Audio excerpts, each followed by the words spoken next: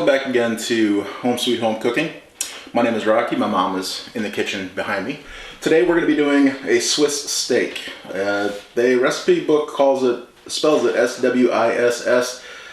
I've got a feeling that may not be correct. I think it may be Swiss as in the French cooking technique of Swissing steak. I'm not sure. This recipe comes out of a very old cookbook called From Our Kitchen. It's from a museum from somewhere long ago. This is a recipe that is kind of a peppery and tomato based gravy with a round steak that is braised. It's very tender. I've had this many times growing up. It's quite delicious. To start, we're going to have to tenderize the meat, and in the process of doing that, we're also going to jam some flour on the outside so we can brown it. The base recipe calls for 1 pound of round or flank steak. So I went down to a local grocery store, had them they didn't have any round steak in the cabinet, so I had them take a round roast and cut me some steaks. There's 2.5 pounds here, so I'm not going to be using all this for the recipe. We are going to do an approximation of doubling it, and I'm going to go probably a little more meat than normal because the recipe says it serves 4, but at a half pound of meat per person, there are a half pound of meat total. Split up between 4 people isn't much meat. So it calls for some flour. Into the flour, I've got a half cup here. Like I say, I'm doubling it. It calls for a 1/4 cup. So into a 1/4 cup of flour, you would put 1 teaspoon. See, I'm doubling it. I'll put 2. And it calls for 1/8 teaspoon of black pepper. And because I'm doubling it, I'm going to go at least 1/4.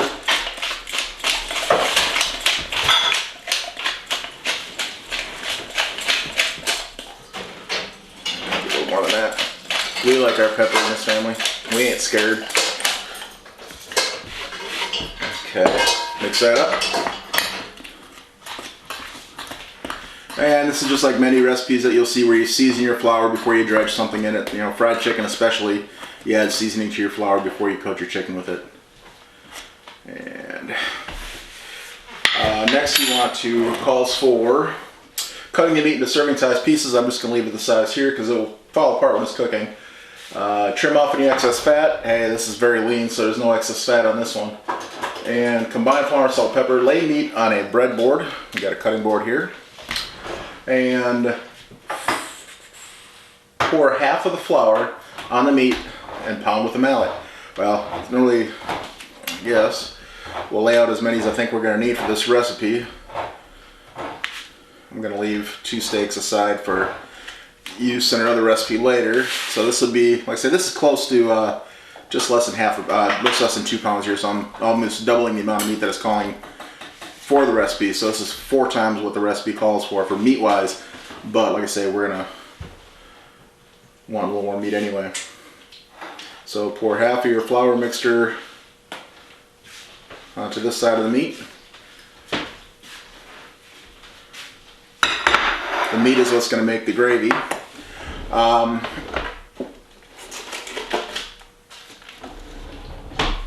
You had it jammed on my side, I couldn't talk.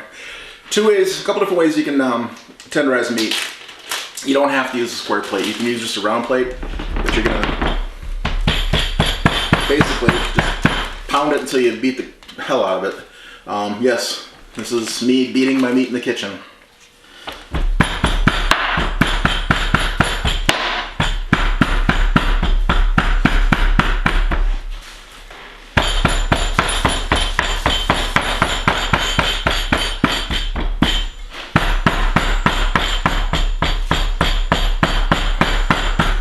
As you can see, the steak is starting to get bigger. It's going to take a lot longer, but you can do it with that. I'm just going to go ahead and use the meat mallet. Alright, so I've got them pounded on one side, flipped them over, put the rest of the flour on. Now I'll go ahead and pound the rest of the flour into the other side. Basically, I'm working them down into about 1/3 of the original thickness. You want to get these tender round steak, and flank steak is not the tenderest of meats. And the breaking down of the muscle tissue is going to help, and the slow braise. So you want to get them about 1/3 of what the original size was. Yeah, flour is going to go everywhere, so get used to it.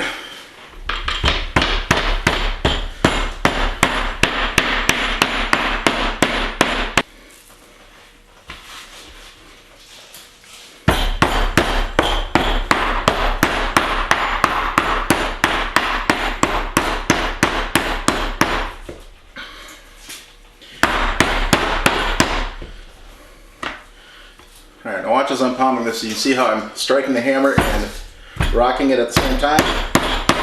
That'll help keep the hammer from sticking. It'll also help stretch it out and make it tenderize a little quicker. And once you got them down to the size you want, just dredge them through what's left of the oil or the flour.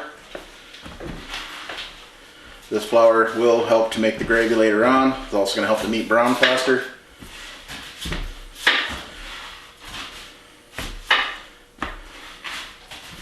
So if you have a day where you're feeling a little bit aggressive, have some pent up frustration, just go ahead and get yourself some round steak and make it some Swiss steak, because that takes a lot of energy, a lot of power to do that. You might be able to get the what are those steaks called? Cube steaks, pal? Where they cube steaks where they kind of run them through scissors at the butcher shop. That might work for this. I don't know how tender that would get just on its own.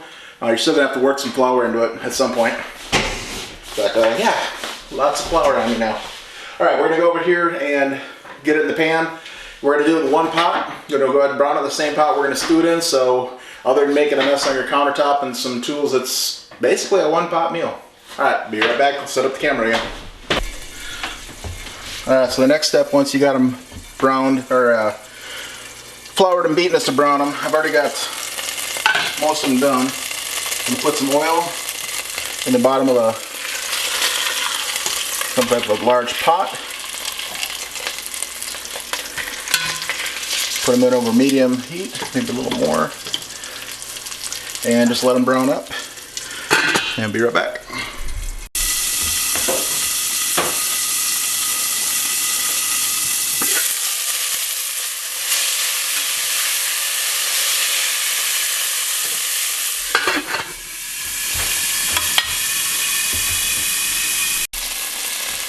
Alright, once the meat's got a good brown on it, you remove it.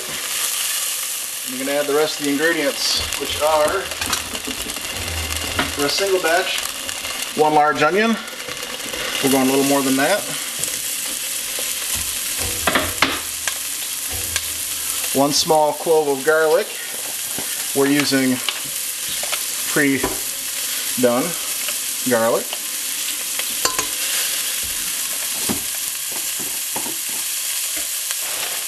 1 stalk of celery, diced. We're using frozen.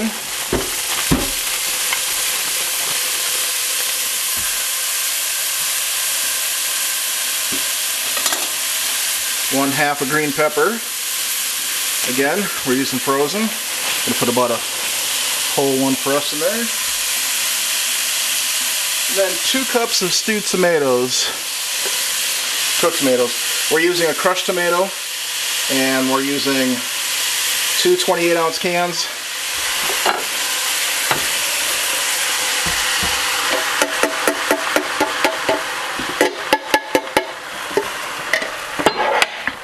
And 1 diced can at 14.5 ounces.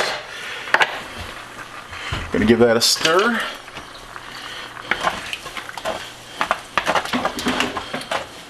Gonna bring that to a boil.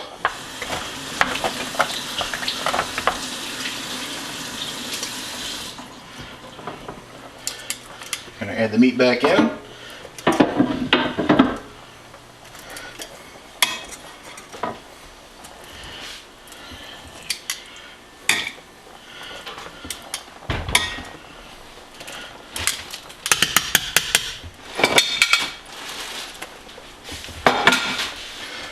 And once it comes up to a boil, we're just going to turn it down to a simmer.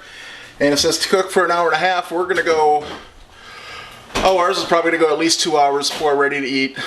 This is just to thicken up the sauce a little bit, cook the vegetables down, and to tenderize the beef. So we'll check back at serving time. Stir it occasionally. Okay, this is where this video is going to end for today. Just give it one more quick stir here for you. It's starting to cook down a little bit. The meat's not yet tender, at least not tender enough for my dad. He's got dentures, so it needs to be really soft and tender for him. So we're gonna let this cook down. Probably gonna go total time 4 hours maybe. I would say. Yeah, this would be an excellent recipe for a crock pot recipe. You can brown the steaks up the night before, and then the next morning before you leave to do whatever you got to do, just throw the tomatoes and all the other veggies in, submerge the meat, put it in your crock pot, set that sucker on low and slow, and you can walk away for hours. My mom's gonna go ahead and cook this down for a couple more hours and set it up, and tomorrow or in the future I'm gonna grab some leftovers, take it home, I'll rewarm them, and I'll show it as a serving suggestion with some potatoes. So I will be back in a couple days, but you're gonna be back in a couple seconds. You want some peanuts? No. Welcome back, folks. It is the next day. I couldn't finish up the video last night, I had to get home, so my mother finished it off, kept it going, simmering away, and I'm having leftovers. Just put it in the fridge in the pan that we cooked it in, and now it's back on the stove. We'll simmer it until it's nice and bubbly and hot through. I'm gonna go ahead and serve mine on some mashed potatoes. Go through and pull out some of that meat.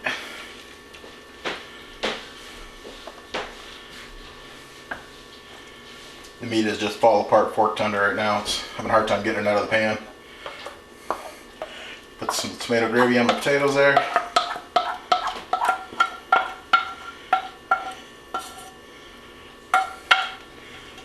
And I'm going to go ahead and set this on the table, and I'm going to meet you over there and give you my first taste impressions of it.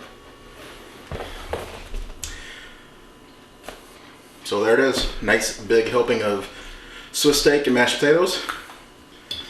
You get a piece of meat out here for you, and it's pork tender, it just falls apart. Round steak is not the most tender cut of meat, so if you can do that by simmering it for that 4 hours, 3 hours, extra longer if you can, it's fantastic. That's why I think this would go great in a slow cooker. No salt and pepper, just straight up. I didn't season this. There's enough, I think salt went in there, a little bit of pepper went in it, I think. So yeah, I didn't put any in towards the end, I didn't put any on the plate. So this is just the way that we cooked it. Oh, it melts in your mouth.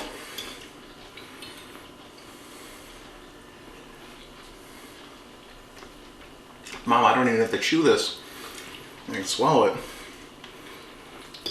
And this is just a mashed up. I took a potato in the microwave because I was lazy, and mashed it up, no butter on it, just the tomato gravy that came out. I'm a happy boy.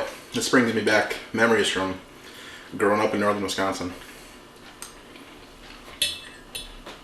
Absolutely delicious, folks.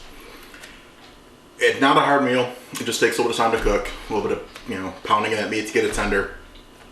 Which, if that's the hardest work you have to do to get a meal this delicious, out of a cheaper cut of meat, out of a tough cut of meat to make it that edible, is fantastic.